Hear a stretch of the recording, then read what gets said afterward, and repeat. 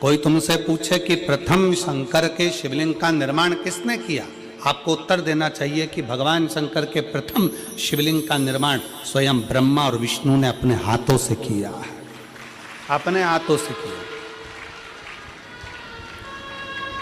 इसलिए सारे ज्योतिर्लिंग, सारे उपलिंग, सारे मंदिर, सारे शिवालय,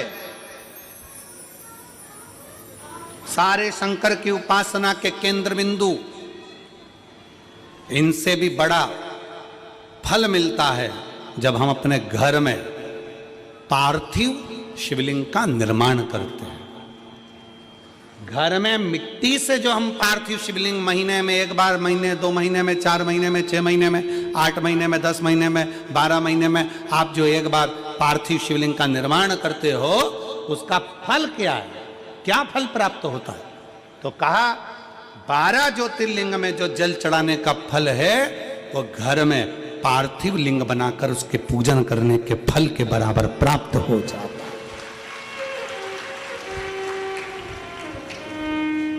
साल में एक बार श्रावण के महीने में, श्रावण की शिवरात्रि पर पूरे भारत में ही नहीं देश और विदेश में भी लोग ऑनलाइन पार्थिव शिवलिंग का निर्माण करते हैं। आप लोग करते हो कि नहीं करते हो? हाथ उठाओ जरा, कौन कौन करता है? सब करते हो? रखो रखो, वापिस रखो। पार्थिव शिवलिंग का निर्माण करते हैं, उसका पूजन करते हैं, आराधना करते हैं।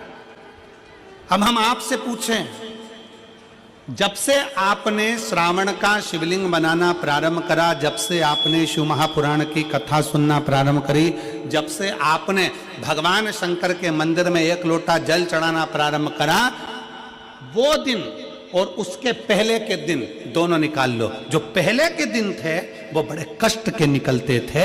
जब से शंकर जी के मंदिर जाना, शिवलिंग बनाना साल में एक बार और शिव पुराण की कथा सुनना प्रारंभ करी, तब से मेरे बाबा ने तुम्हारा हाथ पकड़ कर दिया, तुम्हें आगे बढ़ाना प्रारंभ कर। ब्रह्मा और विष्णु ने मिलकर भगवान शंकर के शिवलिंग का प्रागट्य करा।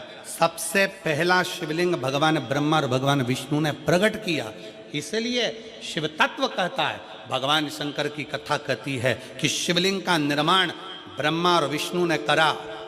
भगवान नारायण की धर्म पत्नी लक्ष्मी और भगवान ब्रह्मा जी की धर्म पत्नी ब्रह्माणी दोनों ने शिवलिंग की स्तुति करी।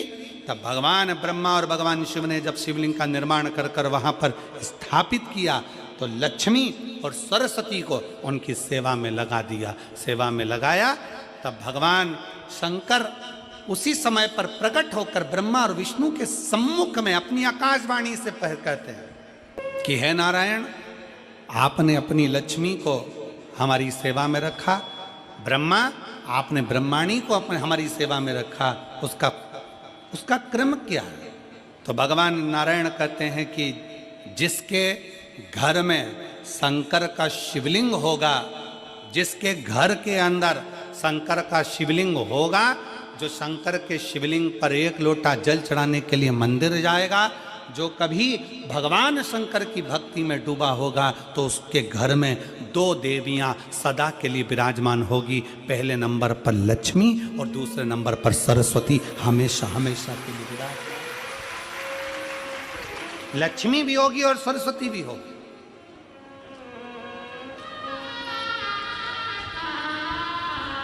अब दोनों देवियां खड़ी हो गई। शंकर जी से पूछा, पहले ये बताओ कि सरस्वती जाएगी कि लक्ष्मी जाएगी घर में?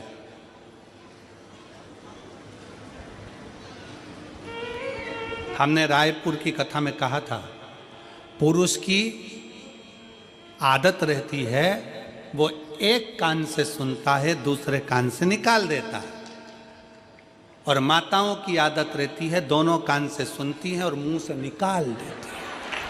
महापुराण में भगवान शंकर वर्णन करते हैं ब्रह्मा और भगवान नारायण की साक्षी में, जिसके घर में शिवलिंग होगा, जो शंकर के मंदिर में 1 लोटा जल चढ़ाने के लिए जाएगा, जो शिव महापुराण की कथा को श्रवण करने के लिए जाएगा, उसके घर में दोनों देवियां एक साथ कदम रखकर प्रवेश कर जाएगी। सरस्वती का कदम पड़ेगा, बुद्धि आएगी, विवेक आएगा, और फिर लक्ष्मी का कदम पड़ा तो तो लक्ष्मी उसके घर में श्रेष्ठता के साथ निवास करेगी। भगवान शंकर पर चढ़े हुए जल का आचमन करना, केवल पीना, 3 ताप को समाप्त कर देता।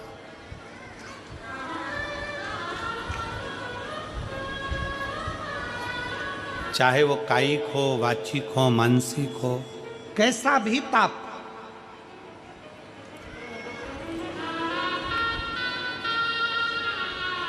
और यदि कोई तुमसे कह दे कि शंकर जी पे चढ़ा हुआ जल नहीं पीना चाहिए, तो उन महाराज जी के चरणों को प्रणाम करो और उनसे कहो अच्छे से शिव पुराण पढ़ो। तो तुमको ऐसा विवेक दे, बुद्धि दे कि शंकर पे चढ़ा हुआ जल नहीं पीना चाहिए, उसको शिव महापुराण, गीता प्रेस गोरखपुर की उठाओ, विद्येश्वर संहिता पढ़ाओ। विद्येश्वर संहिता में लिखा है शंकर पे चढ़े हुए जल का आचमन करने से 3 ताप चले जाते हैं। और शंकर भगवान पे चढ़ा हुआ प्रसाद खाना तो दूर, मात्र प्रसाद का दर्शन हो जाए तो व्यक्ति को अश्वमेध यज्ञ का फल प्राप्त हो जाता है। हुए प्रसाद का मात्र दर्शन, खाना तो बहुत दूर की बात है। सारे देवताओं का प्रसाद रात भर रखा सकता है, सारे देवताओं का प्रसाद 2 दिन, 5 दिन, 6 दिन बाद खा सकते हो, 8 दिन बाद खा सकते हो। शंकर जी के प्रसाद का तो इतना महत्व है कि शिव जी का प्रसाद पूरी रात भी नहीं रखा था। शंकर जी के चढ़े हुए प्रसाद को तो रात से पहले खाना पड़ता है। ये 16 सोमवार के उद्यापन में लिखा है। आप में से किसी ने 16 सोमवार करें, संकट सोमवार करें? हाथ उठाओ जरा, किस किस ने करें? करें आप लोगों ने? रखो। तो मेरी बहनों ने, मेरी जीजियों ने, मेरे जीजाओं ने, मेरी बेटियों ने, मेरी बेटाओं ने, मेरी माताओं ने, मेरे भाई ने, जिन्होंने 16 सोमवार के व्रत करे हैं, संकट सोमवार का व्रत करा, उसमें लिखा है कि प्रसाद का हिस्सा रात भर नहीं रखा रहता। उद्यापन का प्रसाद भी रात के पहले समाप्त करना पड़ता है, प्रसाद को रात भर नहीं रखते। कितना महत्व होगा कि सारे देवताओं का प्रसाद 2 दिन, 5 दिन, 4 दिन, 3 दिन रख सकते हो, पर शंकर जी का चढ़ा हुआ प्रसाद तो तुरंत खाओ, 1 मिनट की भी देरी मत करो। क्यों? क्योंकि शंकर जी का प्रसाद जितनी जल्दी खा लेते हैं उतना हमारे जीवन का सारा दुख समाप्त हो जाता है। दुख। डॉक्टर क्या कहते हैं? डॉक्टर क्या बोलते हैं जब बीमारी आती है? तो डॉक्टर कहते हैं ये गोली बिल्कुल आज से ही चालू कर दो। ब्रह्मा और विष्णु जी से कह दिया भगवान ने कि ये लक्ष्मी, ये सरस्वती, ये लक्ष्मी, ये सरस्वती दोनों सेवा में लगी हैं। हम फल देना चाहते हैं कि आज जो शंकर के शिवलिंग की आराधना करेगा, पूजन करेगा, उसके घर में 2 देवियां सदा सदा विराजमान रहेंगी। पहली सरस्वती, दूसरे नंबर पर लक्ष्मी, उनके घर में सदा विराजमान। सरस्वती और लक्ष्मी। शंकर भगवान की आराधना करने वाला, शिव की स्तुति करने वाला, शिव की भक्ति करने वाला, शंकर की आराधना में डूबने वाले को भगवान 2 देवियां उसके घर में प्रवेश करा देते हैं। पहले नंबर पर सरस्वती, दूसरे नंबर पर लक्ष्मी, दोनों का प्रवेश।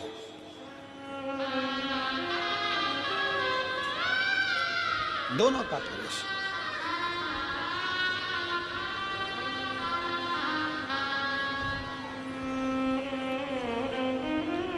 दो देवियां प्रवेश करती हैं। आप शंकर के मंदिर जाते हैं, शिव की आराधना करते हैं, शंकर की स्तुति करते हैं, शंकर का गुणगान करते हैं, शंकर के भजन में डूबते हैं, 2 देवियां आपके घर में प्रवेश करना प्रारंभ कर देती। लक्ष्मी भी आती है, सरस्वती भी आती है, विवेक भी बढ़ता, लक्ष्मी का आगमन भी होता। एक देवी का फूल होता है, शायद मुझे उम्मीद है कि आप सब जानते होंगे। एक देवी का फूल होता है जिसको जायसोन या गूलर का फूल भी कहते हैं, घंटी वाला फूल भी कहते हैं, लाल कलर का होता है। काय का बोलते हैं इधर? गुड़ल, गुड़र का फूल, जायसोन का फूल लाल कलर का होता है, जिसमें घंटी निकली रहती है एक छोटी सी, उसमें पीले पीले पीले पीले ताने रहते हैं।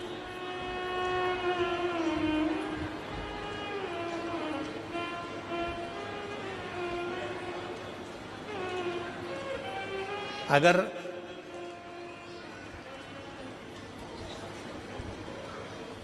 मान लो कोई बेटा बेटी, कोई लड़का लड़कियां, कोई बेटा बेटी, नवयुवक बच्चे या बहुएं या कोई अन्य व्यक्ति भी कोई कार्य चालू कर रहा है। मान लो कोई कार्य आप चालू कर रहे हैं, एजुकेशन के लिए बढ़ रहे हैं, या आपने कोई लक्ष्य बनाया है कि मुझे इस कंपटीशन एग्जाम में बैठना है, इस कंपटीशन एग्जाम में बैठना है और मेरा इसमें पास होना जरूरी है, और मैं जो चीज पढ़ती हूं ना मैं भूल जाती हूं, मैं अध्ययन करता हूं और भूल जाता हूं। कई माताएं भी ऐसी हैं 40, 45, 50 साल, 60 साल की हो गई, 60, 70 साल की हो रही हैं, कई बार कह देती हैं मेरी याददाश्त ठीक नहीं है, मैं कोई सामान रखती हूँ भूल जाती हूँ, मेरी याददाश्त में नहीं रहती। कोई भाई लोग कह देते हैं मेरी याददाश्त में नहीं रहता, भूल जाता हूँ। कोई कहकर गया मुझसे बात कर लेना और मैं भूल गया कि मेरे को उससे बात करना था। कई बार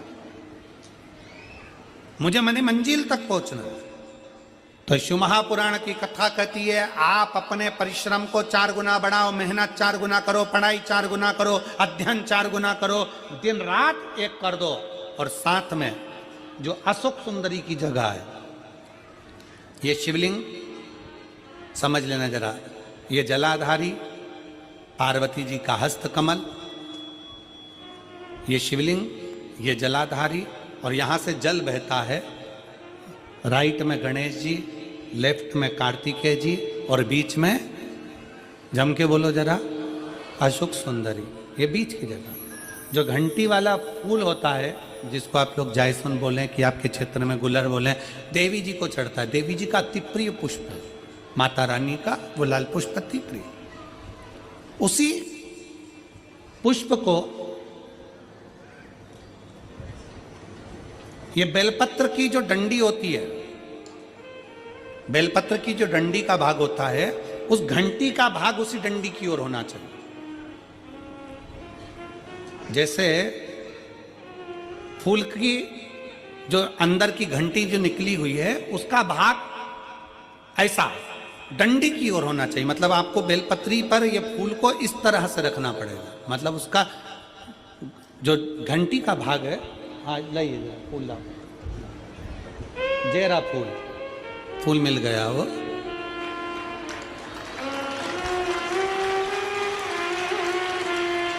फूल मिल गया। भारत में फूल जल्दी मिल भी जाता है,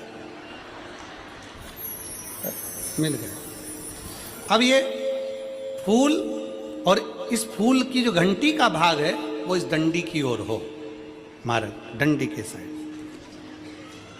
अपनी कामना कर कर, अपना नाम और गोत्र का स्मरण कर कर, शिव जी से अपने मन का भाव बोलकर इस फूल को और इस